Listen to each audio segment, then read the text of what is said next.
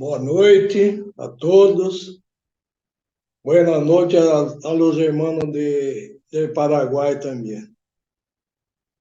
Que a graça de Jesus, nosso Salvador e Pai eterno, esteja conosco nessa noite, conforme foi falado na oração, que o Espírito Santo possa nos iluminar, nos esclarecer, principalmente no momento que nós estamos passando. O tema dessa noite seria Ainda há tempo, ó Igreja. Na sexta-feira, no culto do pôr do sol, foram lidos 3 a 4 textos. E muitas vezes a gente cumpre apenas o dever de ler, cantar o hino e fazer oração. Mas é importante compenetrarmos no que estava mencionado ali nessa leitura, meditação de sexta-feira passada. Me impressionei muito porque um dos temas que eu venho falando há muito tempo nos nossos congressos, já há mais de 5 anos, eu venho tocando nessa tecla, né? Falando então do perigo que se aproxima e do decreto dominical e como estaríamos preparados. Quero ler um texto de Jeremias, bem conhecido, capítulo 12, verso 5. Se te fatigas ou se cansas correndo com homens que vão a pé, como poderias competir com cavalos, se tão somente numa terra de paz estás confiado que farás na enchente do Jordão? Quando eu falo ainda há tempo à igreja, já desde mais de 100 anos, vem soando uma mensagem de advertência ao povo adventista. Isso está baseado em Apocalipse 14, falando da obra e mensagem do terceiro anjo, quando vem advertindo as pessoas para não aceitar, não adorar a besta, a imagem, nem ter o seu sinal e nem o número 666. As demais denominações religiosas fora do adventismo, cada um deles tem um pensamento sobre isso. Cada um fala de uma maneira, o outro fala de outra, mas nós entendemos, conforme está ali em Daniel 7, né, que haveria de surgir um poder. E esse poder haveria de mudar os tempos e a lei. Para nós, povo adventista, entendemos que o sinal entre nós e Deus é o sábado, o santo sábado, dia da semana, que ele santificou e deixou separado para nós. Se o sábado é o sinal de Deus, o sinal da besta também é o dia da semana, contrário a tudo que Deus deixou esclarecido nas profecias. O domingo, então, que veio do paganismo. E a grande parte da cristandade, então, tem esse dia, né, como dia de adoração. Como eu referi na meditação de terça-feira, de sexta-feira, eu quero ler só 3 linhas do que foi lido no Testemunho Seleto, volume 2, página 320. Também está no Quinto Testemunho, 713. Diz assim: nós, como um povo, não temos cumprido a obra que Deus nos confiou. Não estamos preparados para o desfecho, no qual nos levará a imposição da lei dominical. Eu não queria deixar passar por alto isso. Parece que só eu falo nisso, ou insisto nessa tecla, mas o espírito de profecia vem em quase todos os aspectos, entrando nesse detalhe, advertindo a igreja desde aquela época. Mas aqui vem dando uma advertência muito séria. Nós, como um povo, não temos cumprido a obra que Deus nos confiou. Qual obra? Estarmos preparados para o desfecho, que nos levará à imposição da lei dominical. Cada um das famílias e cada um dos indivíduos, conforme nós temos visto, e a nossa igreja também não é poupada nesse aspecto, né? Tem deixado-se levar pelos costumes e tradições e influências desse mundo. No livro de Salmo, Salmo 131, quando minha neta cumpriu 20 anos de idade, ela estava indo embora com a família, né? Eu lembrei ela desse texto e falo a todos os jovens que estão nos ouvindo nessa noite. Diz assim: Senhor, o meu coração não se elevou, nem os meus olhos se levantaram. Não me exercito em grandes assuntos, nem em coisas muito elevadas para mim. De certo, fiz calar e sossegar a minha alma, como uma criança desmamada para com sua mãe. Tal é a minha alma para comigo. Então, o salmista chega a essa conclusão. Não buscar o quê? Coisas elevadas e grandes demais. Mas o mundo, enredado por Satanás, e Satanás também atacando o seu povo nos últimos dias, tem nos induzido ao comodismo. Nós estamos no período de Laodiceia, mas não podemos estar no estado de Laodiceia. O estado de Laodiceia é comodismo. Esse é o perigo que a juventude está caminhando e também os pais dando apoio. Uma das coisas que nós temos preocupado muito é como suportar a pressão desse decreto que está se aproximando, morando dentro das cidades. Graças a Deus eu tenho visto alguns resultados, né, de pessoas que estão se propondo realmente deixar suas atividades, seus grandes lucros e compromissos da cidade e procurando se voltar para o campo. No outro texto, debaixo da meditação, ou maior discurso de Cristo 33, vinha falando da liberdade de consciência que estava em perigo. E a irmã White vem falando que quem ficasse do lado da liberdade de consciência seria posto de lado. O que é isso, seria posto de lado? Não seria reconhecido nem como indivíduo, nem como cidadão. Então, na pandemia, foi apenas o que? Um ensaio do que vai acontecer nos últimos tempos. Pandemia, teve palavras na internet que não se podia referir, nem falar, porque aí o canal era bloqueado, era desmonetizado, como se fala, né? E muitos estavam arriscados a serem presos. Então, alguns jornalistas tiveram que mudar até as palavras, né? Para não ser pego. Então, isso a tendência que o mundo está chegando. Nos Estados Unidos foi assim, no Brasil, em várias partes do mundo. E faltava, então, mais disposição para atacar o povo de Deus e aqueles que defendem a liberdade de consciência. No Salmo 124, de 1 a 8, lemos assim: se não for o Senhor que esteve ao nosso lado, que diga Israel, se não for o Senhor que esteve do nosso lado, quando os homens se levantaram contra nós, eles então nos teriam engolido vivos, quando a sua ira se acendeu contra nós. Então as águas teriam transbordado sobre nós, e a corrente teria passado sobre a nossa alma. Então as águas altivas teriam passado sobre a nossa alma.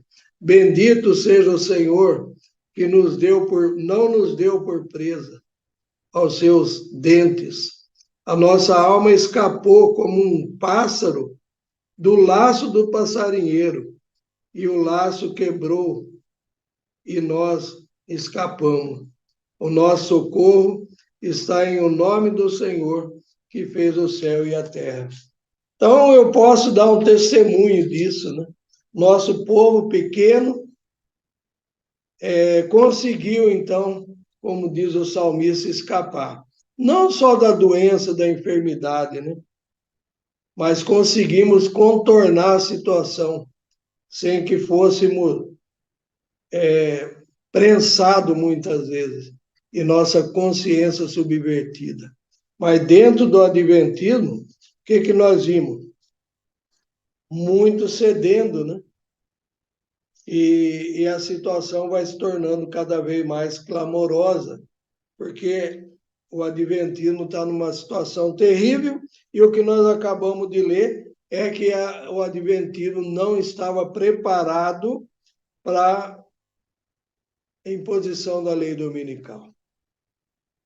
No livro Beneficência Social, que também estava na meditação de sexta-feira, vinha falando que nós devíamos nos tornar entendidos sobre enfermidade e suas causas, tanto para os de dentro do nosso povo, como para os de fora. Então, dá a entender que numa hora de prova, de perseguição, onde nós não poderíamos, assim, abertamente falar das coisas santas, nós poderíamos trabalhar nessa área, de ajudar o ser humano, tanto do nosso povo como os de fora, na questão dos tratamentos naturais e dos remédios naturais. No livro de Salmo, capítulo 25, lemos assim, no verso 15: Os meus olhos estão continuamente no Senhor, pois Ele tirará dos meus pés a rede. Então, sempre o Senhor tem uma disposição para com o seu povo. Mas o seu povo muitas vezes reclama dos momentos de bonança e acha que não está bom. Nós estamos num período de paz. E assim mesmo, Jeremias fala o quê? Como que nós vamos competir? Nós vamos indo a pé. E como que nós vamos competir com aqueles que vão a cavalo? E como vamos fazer na enchente do Jordão? Não tem jeito de atravessar. Vai ser muito terrível, mas o Senhor confirma para nós, né? Isso está no Salmo 34, no Salmo 91, né? Então, nós nessa pandemia mesmo, não vamos entrar em detalhes, né? Mas a gente entregou tudo na mão do Senhor, não por medo da doença, mas por medo da perseguição. E aí, então, o Senhor fala ali: 1.000 cairão ao teu lado, 10.000 à tua direita, e você não será atingido. Mas muitas vezes pode acontecer de nós sucumbirmos. Se isso acontecer, estamos na mão de Deus. Mas eu queria fazer um parêntese aqui antes de terminar. Numa das lições que acabamos de estudar, vinha falando muito dos tratamentos naturais e dos remédios de Deus. Eu não pude estar presente com os irmãos na live de sábado de manhã, de escola sabatina, né? Só estivemos ali em Campinas, na nossa reunião costumeira, mas ali nós falamos muita coisa que eu queria transmitir para os irmãos algumas experiências rapidamente. Por exemplo, o Espírito de Profecia, quando fala Espírito de Profecia, preocupado, Deus se preocupando com uma igreja com relação a tratamentos naturais e remédios naturais. Qual igreja, qual povo em cima da terra se preocupa com isso? Veja quantos detalhes tem ali, falando de ervas medicinais, falando de alimentação, de sol, de barro, de raízes, de plantas, mas falou principalmente do azeite de oliva, né? Ali primeiro falou do mel com óleo de eucalipto, né? O valor que ele tem. Nós temos um site, no nosso site, aliás, tem um canal ali falando sobre isso. 2 assuntos, se não me engano, falando sobre o mel com óleo de eucalipto. Mas sobre o azeite, ela vem puxando ali, falando que é bom para o estômago. As azeitonas, principalmente a preta, que ficam no óleo, né? Aquela portuguesa. E também é boa para o pulmão, para quem tem tuberculose. Que igreja maravilhosa receber uma mensagem dessa, nesses mínimos detalhes, como o Senhor nos quer bem. E muitos ainda teimam, né, em seguir um outro caminho. Mas aqui, conforme eu citei agora, Beneficência Social 137, que estava na meditação de sexta-feira, vem falando, então, que nós temos que estar preparados para isso. Temos que saber as causas da enfermidade e também como tratá-la. Então, aqui em Campinas, tinha vários irmãos reunidos ali, eu lembrei de um livro que eu tenho de muitos anos, aqui perto, indo para o Rio de Janeiro, tem uma cidade chamada Cruzeiro. E ali, então, esse livro era de um autor que morava nessa cidade, falando sobre o azeite de oliva, inteirinho o livro. E ele explica ali sobre uma doença chamada simioto. Hoje, graças a Deus, ela é mais rara, né? Mas a criança nasce muito mirrada, muito fraca, muito magra, e chega a ficar tão magra, tão esquelética, que parece realmente um mono, um macaquinho. Por isso que é chamada de mal de simioto. E sabe o que o autor escreve ali? Azeite de oliva, dá o banho primeiro na criança, enxuga ela. Azeite de oliva com gema de ovo caipira ou o ovo todo, faz uma prasta e passa na criança toda, porque ela não consegue absorver alimento, e aí então ela vai começar a alimentar pelos poros. Ali também vem falando do pé dilúvio, né? Pé dilúvio com ervas, principalmente com eucalipto, deveria se usar também o alecrim. Então, nós temos vários livros que nós, quando era do movimento de reforma, a gente vendia esses livros. E hoje na internet tem muita coisa sobre isso, falando do valor dos tratamentos naturais, principalmente o Luiz Cune, na cura pela água, o Padre Naipe, também falando da cura pela água e as ervas, e o Manuel Lezaeta Charan, chileno. Quem não tem esse livro ainda não entendeu nada de tratamento natural. Está muito fraco. Deveria se aprofundar. É o tempo agora. Agora, o que isso tem a ver com o decreto dominical? É que quando chegar a crise, então, nós vamos ter oportunidade de beneficiar a humanidade, beneficiar as pessoas que estão em nossa volta. Eu encontrei uma pessoa saindo daqui de casa e perguntei para aquela senhora: e seu marido, como está? Ah, ele passou por uma crise muito forte de cólica de rim. Eu falei: eu passei uma dessa no Paraguai, lá em Assunção. A noite inteira urrando de dor e não querendo falar para ninguém para não ser conduzido para um hospital. E aí eu falei para ela: sabe o que me resolveu? A oração e banho quente e frio, quente e frio, quente e frio, principalmente na região dos rins. E isso resolveu o problema do irmão Ronei, resolveu o problema do Milton Costa. Essas coisas foram as orientações, coisas simples, e que nós devíamos realmente acreditar. Então, termino por aqui a minha parte, lembrando, de novo, nosso povo não está preparado para a imposição da lei dominical. Que a graça de Jesus seja conosco, possamos estar nos preparando urgentemente. para que isso não venha nos pegar de improviso. Lembrando que o selamento se dá antes do decreto dominical, para aqueles que já conhecem. Deus abençoe a todos. Amém.